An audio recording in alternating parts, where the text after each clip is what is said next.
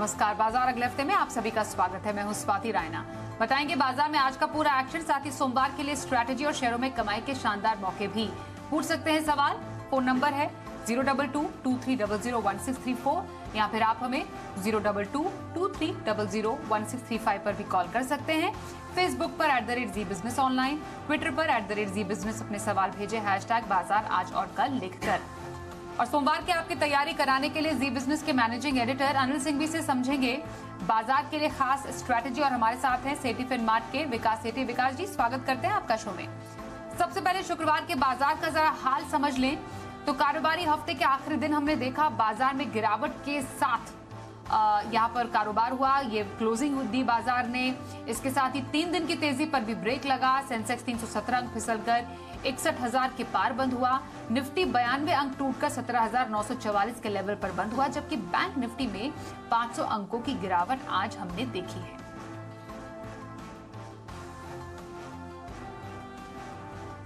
तो गिरावट भरा बाजार में दबाव कहां से आया, समझते हैं अनिल जी से। लगातार 2 दिनों तक 18,000 के ऊपर बंद होने के बाद आज भारतीय बाजारों में दिखा दबाव। वैसे तो हमारे अपने संकेत अच्छे ही थे, 18,000 के ऊपर की क्लोजिंग, साथ ही एफआईज और घरेलू फंड दोनों की तरफ से खरीदारी के आंकड़े, लेकिन इन अच्छे संकेतों पर भारी पड़ते हुए दिखे विदेशी बाजारों के संकेत।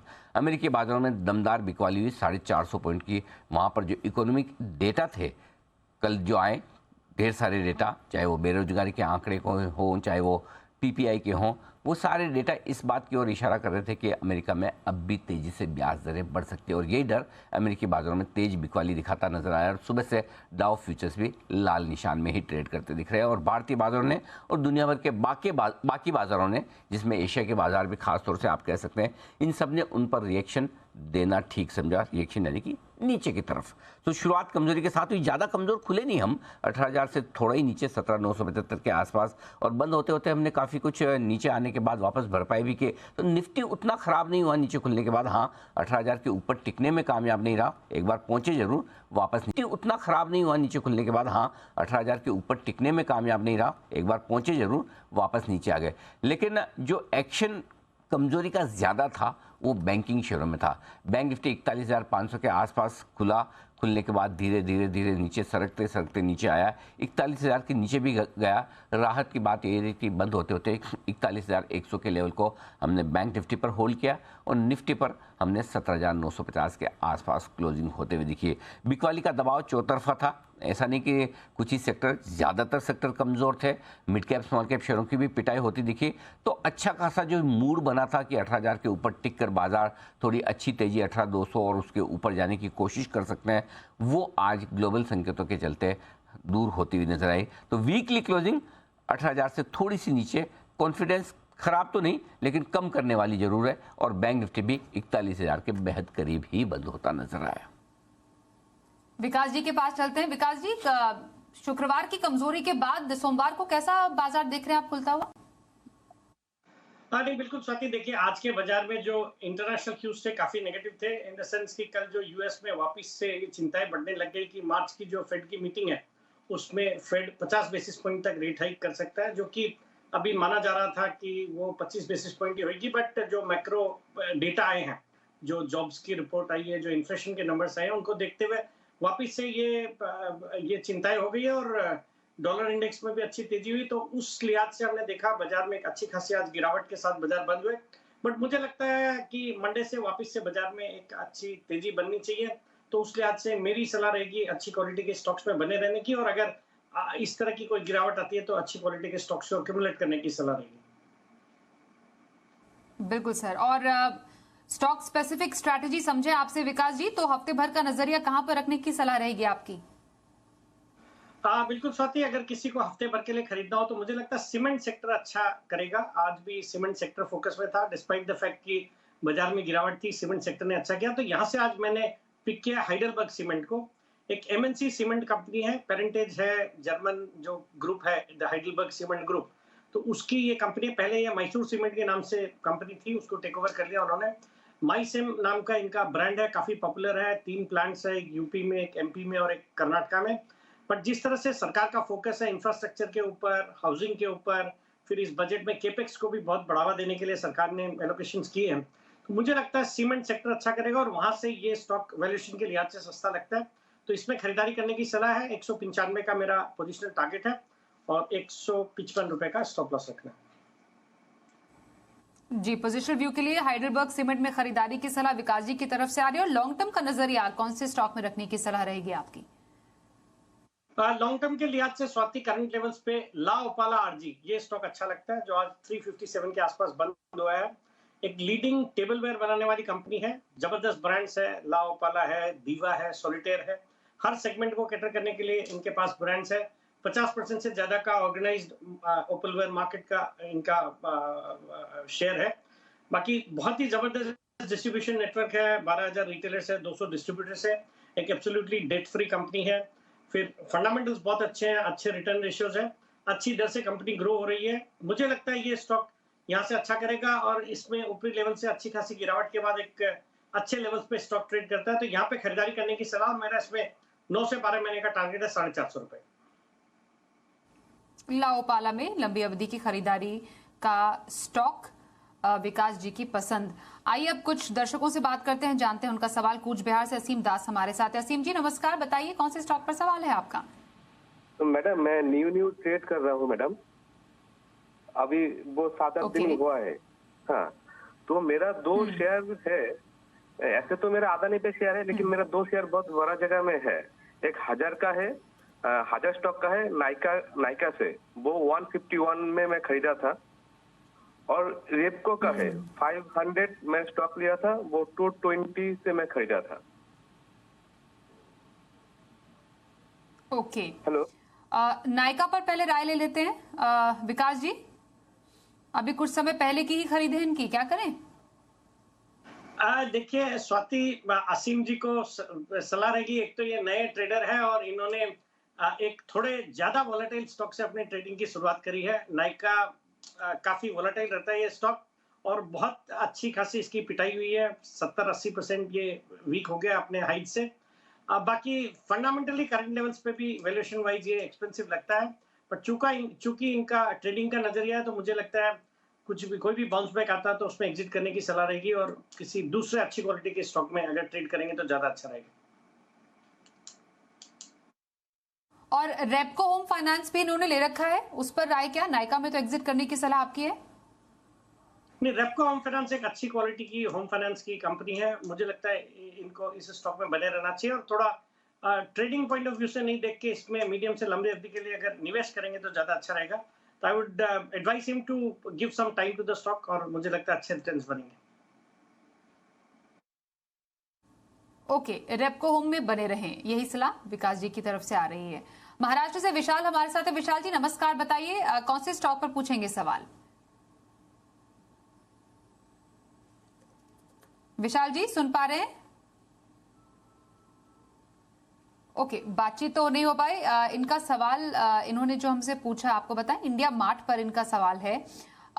इनके पास 4 शेयर हैं, 7,111 की खरीद है इनकी और उनकी खरीद से तो काफी नीचे ही भाव इनके स्टॉक का है। 9,262 के नुकसान पर अभी फिलहाल है। ऊंची खरीद क्या करने की सलाह रहेगी आपकी सर?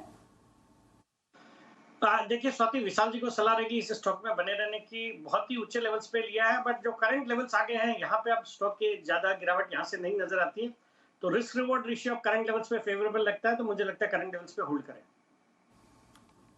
करंट लेवल्स पर इंडिया मार्ट को होल्ड करने की सलाह आ रही है आपके लिए हमारे एक्सपर्ट की तरफ से। एक सवाल लेते हैं व्हाट्सएप से। कोलकाता से शोभन दत्त सवाल पूछ रहे हैं, बजाज फिनसर्व इनके पास है विकास जी, और इनके पास क्वांटिटी बता दें जरा आपको, 100 शेयर हैं 1350 के भाव पर। जानना चाहेंगे कि बजाज फिनसर्व में फिलहाल स्ट्रैटेजी क्या रखने की सलाह आपकी रहेगी? मुनाफे पर है अभी ये? नहीं स्वाति, शोभन जी को सलाह रहेगी बिल्कुल इस स्टॉक में बने रहने की। एक बहुत ही अच्छी क्वालिटी का स्टॉक इन्होंने खरीदा है और एक अच्छे लेवल्स पे लिया, जहां से अभी इस बाजार में गिरावट के बावजूद प्रॉफिट्स में बैठे हैं। बट एक बहुत ही दमदार क्वालिटी की कंपनी है और सेक्टर ट्रिमेंडस अपॉर्चुनिटी वाला सेक्टर है। मुझे लगता है लंबी अवधि के लिए इसमें बने रहेंगे तो यहाँ से और अच्छे अपसाइड देखने को मिलेंगे, तो होल्ड करने की सलाह रहेगी बजाज फिनसर्व में। बजाज फिनसर्व होल्ड करें, यही आपके लिए सलाह रही है विकास सेठी की तरफ से। अगले दर्शक से बात करें, इनके पास पहले नाम इनका बताएं। भोपाल से नितिन रमानी है हमारे साथ। नितिन जी, स्वागत करते हैं आपका। बताइए कौन से स्टॉक पर सवाल है। मैम, सबसे पहले तो आप लोगों का मैं बहुत दिल से शुक्रिया करना चाहता हूँ। अभी रिसेंटली मैंने जी बिजनेस को ज्वाइन किया था। इसको देख के काफ़ी ज़्यादा मैं सीखा था इसमें।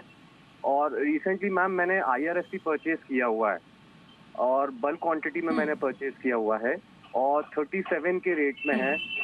मीडियम टर्म इन्वेस्टमेंट के और लॉन्ग टर्म दोनों में रख सकता हूँ, तो प्लीज़ सजेस्ट करें ना।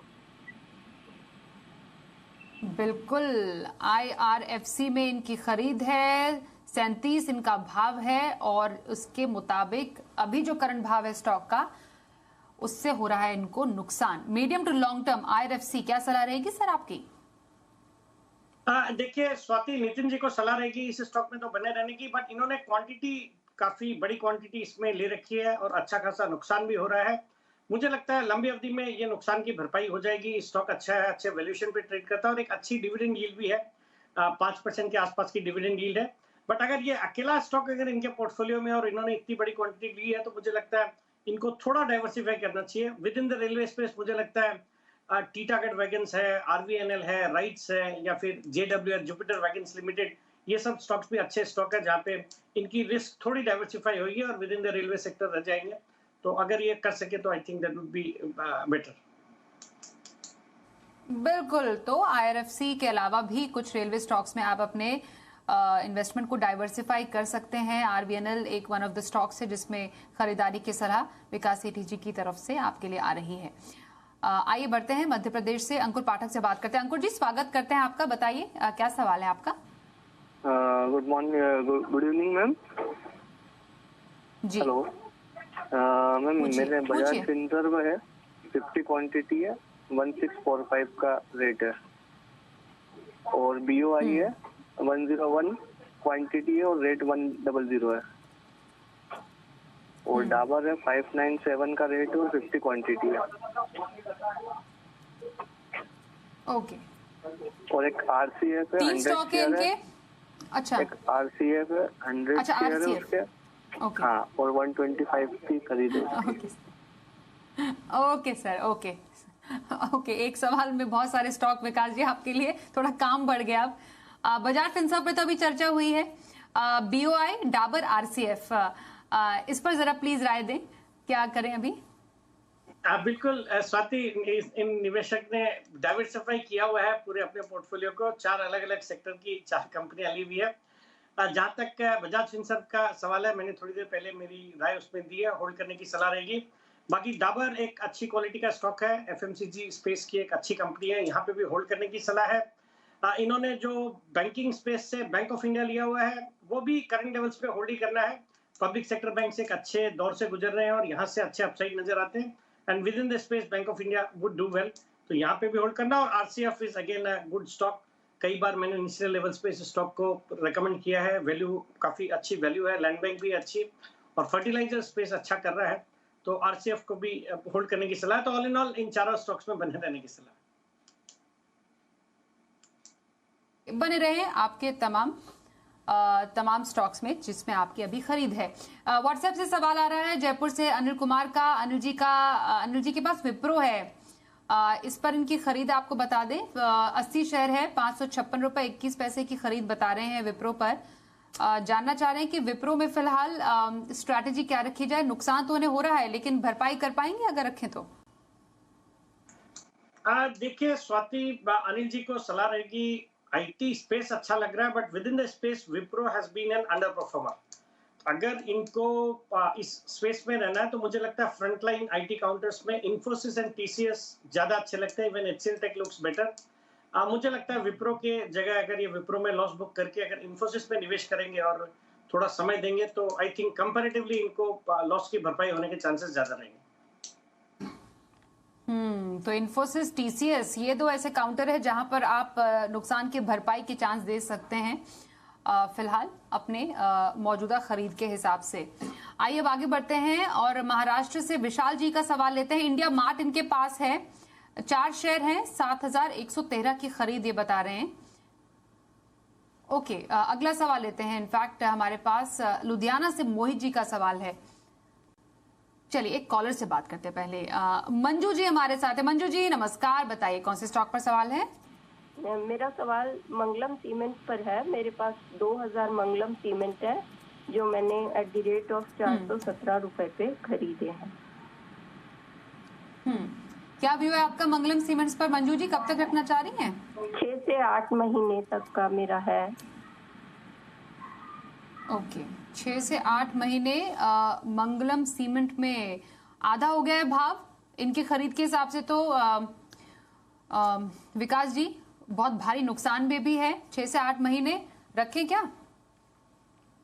देखिए स्वाति, सीमेंट सेक्टर पे बुलिश हूँ और मंजू जी ने मंगलम सीमेंट खरीदा है। स्टॉक वैसे अच्छा है बट इन्होंने बहुत ही ऊंचे लेवल्स पे खरीदा। वैल्यूएशंस के लिहाज से थोड़ा महंगा है कंपेयर टू इट्स पीयर्स। तो ये इसमें बने रह सकते हैं, या फिर अभी थोड़ी देर पहले मैंने हाइडेलबर्ग सीमेंट रिकमेंड किया। मुझे लगता है अगर स्विच करेंगे तो हाइडेलबर्ग सीमेंट में भी स्विच करेंगे तो अच्छा है। वैल्यूएशन के लिहाज से कंपेयर टू मंगलम सीमेंट वो काफी सस्ता लगता है, प्लस एक एमएनसी सीमेंट स्टॉक है। मुझे लगता है it would be better to switch to a Heidelberg cement from Mangalam cement. Cement से हाइडेलबर्ग सीमेंट में आप स्विच कर सकती हैं, ये आपके लिए राय आ रही है विकास जी की तरफ से। आइए अब अगले कॉलर से बात करें। इस वक्त हमारे साथ जो फोन लाइन पर मौजूद है भुवनेश्वर से सुशांत बिहारा साहब। सुशांत जी स्वागत करते हैं आपका, बताइए कौन से स्टॉक पर सवाल है? सर मैडम नमस्ते। मैं लिया था आईडीएफसी लिमिटेड का, लिया था 2023 का 91 प्राइस में। हाँ। इसको क्या करूं अभी? 91 प्राइस में आईडीएफसी कब तक रखना चाह रहे हैं? 1 साल 2 साल। ओके, 91 की खरीद है इनकी और आईडीएफसी तो उससे काफी नीचे है। क्या करें विकास जी? अभी 1 से 2 साल का नजरिया है इनका। देखिए स्वाति, एक तो सुशांत जी को जितना नुकसान दिख रहा है उतना नुकसान नहीं हो रहा होगा मेरी राय में, बिकॉज 91 के प्राइस हाल ही के प्राइस है और उसके बाद ये एक्स डिविडेंड हुआ है और कंपनी ने एक बड़ा डिविडेंड दिया है। 11 रुपए से एक्स डिविडेंड हुआ है 2-3 दिन पहले ही। तो इनको 11 रुपए का डिविडेंड आएगा अगर इन्होंने डिलीवरी ले रखी है, या इवन एफएनओ में भी अगर इनकी पोजीशन होगी तो भी 11 रुपए का क्रेडिट मिलेगा। तो आपके इनकी कॉस्टिंग 80 रुपए आती है और आज ये 75 रुपए पे, तो ज्यादा नुकसान नहीं हो रहा, जितना दिख रहा उतना नहीं हो रहा। बाकी करंट लेवल्स पे आईडीएफसी में होल्ड करने की सलाह है। सोमवार के बाजार पर क्या रखे खास तैयारी और बाजार के लिए अहम स्ट्रैटेजी, समझते हैं अनिल जी से। भारतीय बाजारों के बंद होने के वक्त डाउ फ्यूचर्स करीबन 125-150 पॉइंट नीचे और नैस्डैक फ्यूचर्स भी 100 पॉइंट नीचे ट्रेड करते हुए दिख रहे थे। तो आज अमेरिका में फिर से कमजोर सेशन होने की आशंका तो है। देखते हैं अमेरिका में किस तरह का सेशन होता है। अमेरिका के लिए है ये लंबा वीकेंड। आज के सेशन के बाद 3 दिन बाद बाजार खुलेंगे क्योंकि सोमवार को अमेरिकी बाजारों की छुट्टी भी है। तो सोमवार को सुबह सुबह डाउ फ्यूचर्स किस तरह का प्रदर्शन करते हैं ये भी हमारे लिए इंपॉर्टेंट होगा। लेकिन 18,000 के नीचे बंद होने के बाद हमारे लिए जो सोमवार की सुबह सुबह सपोर्ट रेंज होगी वो होगी 18,800, 18,850 और ऊपरी स्तरों पर 18,100, 18,125 की रेंज है जिस पर करना है आपको फोकस। बैंक निफ्टी का जहाँ तक सवाल है 40,650, 40,800 अब बड़ा मजबूत सपोर्ट होगा बैंक निफ्टी के लिए सोमवार के लिए। और ऊपरी स्तरों पर बैंक निफ्टी पर 40,500 से लेकर 40,650 की रेंज है। माफ़ कीजिएगा, 41,500 से लेकर 41,650 की वो रेंज है जहाँ पर बैंक निफ्टी जाकर रुकता अटकता हुआ आपको नज़र आ सकता है। तो इन लेवल्स पर नज़र रखिए। अगला हफ्ता मंथली एक्सपायरी का भी होगा। ये सीरीज़ थोड़ी छोटी है तो उस लिहाज से भी आपको थोड़ा एक्शन इंडेक्स में बढ़ता हुआ नज़र आ सकता है। सोमवार के ऑप्शन स्ट्रैटेजी के लिए अब हमारे साथ है मोतीलाल ओसवाल के चंदन तापड़िया। चंदन जी स्वागत करते हैं। सोमवार के बाजार में ऑप्शन की स्ट्रैटेजी कहाँ रखने की सलाह रहेगी आपकी? नमस्कार स्वाति जी। देखिए बाजार में 2 दिनों में ऊपर के लेवल से थोड़ी मुनाफा वसूली देखने को मिली है। हालांकि निफ्टी ने एक बार 18,000 के लेवल को छुआ बट उसको होल्ड नहीं कर पाया। तो कहीं ना कहीं मिक्स सेट ऑफ क्यूज देखने को मिल रहे हैं। नीचे में 17,777, ऊपर में 18,181, ये दायरे में बाजार अब फंसता हुआ नजर आ रहा है। तो यहाँ पे 2 ट्रेड सेटअप रहेंगे। और दूसरा हम देख रहे हैं कि बैंक निफ्टी यहाँ पे अंडर परफॉर्म कर रहा है। तो आज के मार्केट का रुख देखें तो सीमेंट और सिलेक्टिव काउंटर पॉजिटिव थे, वहीं बैंकिंग काउंटर नेगेटिव थे। तो अल्ट्राटेक सीमेंट में पॉजिटिव सेटअप बना है। तो अल्ट्राटेक सीमेंट में मौजूदा लेवल से मूवमेंट आ सकता है पॉजिटिव साइड में। 7,300, 7300 की कॉल लेने की सलाह रहेगी। हल्के से डिप में ले, 90 रुपए के आसपास से कॉल रहे, 60 रुपए का सपोर्ट, 150 रुपए तक के टारगेट इसमें बन सकते हैं। वहीं दूसरा इंडसइंड बैंक में पुट लेने की सलाह रहेगी। यहाँ पे कंसोलिडेशन ब्रेकडाउन हुआ है, शॉर्ट्स के बिल्टअप हुआ है, बैंक निफ्टी थोड़ा सा अंडर परफॉर्म कर रहा है, तो 1120 का इंडसइंड बैंक का पुट लेने की सलाह रही। 20 रुपए के आसपास इस पुट को लें, 12 रुपए का सपोर्ट रहेगा, ऊपर में 35 रुपए का टारगेट ये पुट छू सकता है। धन्यवाद करेंगे चंदन जी ऑप्शन स्ट्रैटेजी के लिए। और विकास जी, आपकी पसंद सोमवार की? हाँ बिल्कुल स्वाति, सोमवार के लिए मेरी खरीदारी करने की सलाह रहेगी कैरिसिल, CARYSIL, कैरिसिल नाम का स्टॉक है। 501 के लेवल पे आज बंद हुआ है। ये दुनिया की one of the leading quartz kitchen sink बनाने वाली कंपनी है, और इसके अलावा भी कई सारे किचन अप्लायंसेस जैसे हॉब्स है, कुकटॉप्स है, ओवन्स है, डिशवॉशर की बनाती है। जर्मनी की कंपनी के साथ भी कोलैबोरेशन है, फिर इनका भारत में आइकिया के साथ भी टाई अप है, जहां इनके प्रोडक्ट्स पाए जाते हैं। दमदार फंडामेंटल्स है और कई सारे अच्छे रिनाउंड इन्वेस्टर्स भी स्टॉक में इन्वेस्टेड है। आज खराब बाजार में भी अच्छे मोमेंटम में था। मुझे लगता है ये स्टॉक मंडे को भी अच्छा करेगा। खरीदारी करने की सलाह, 520 का मेरा टारगेट है और 490 का स्टॉप लॉस रखना है। कैरिसिल लिमिटेड में सोमवार की खरीदारी का स्टॉक विकास सेठी जी की पसंद। धन्यवाद करेंगे विकास जी शो में शामिल होने के लिए। बाजार अगले हफ्ते में बस इतना ही। वक्त एक ब्रेक का है, देखते रहिए जी बिजनेस।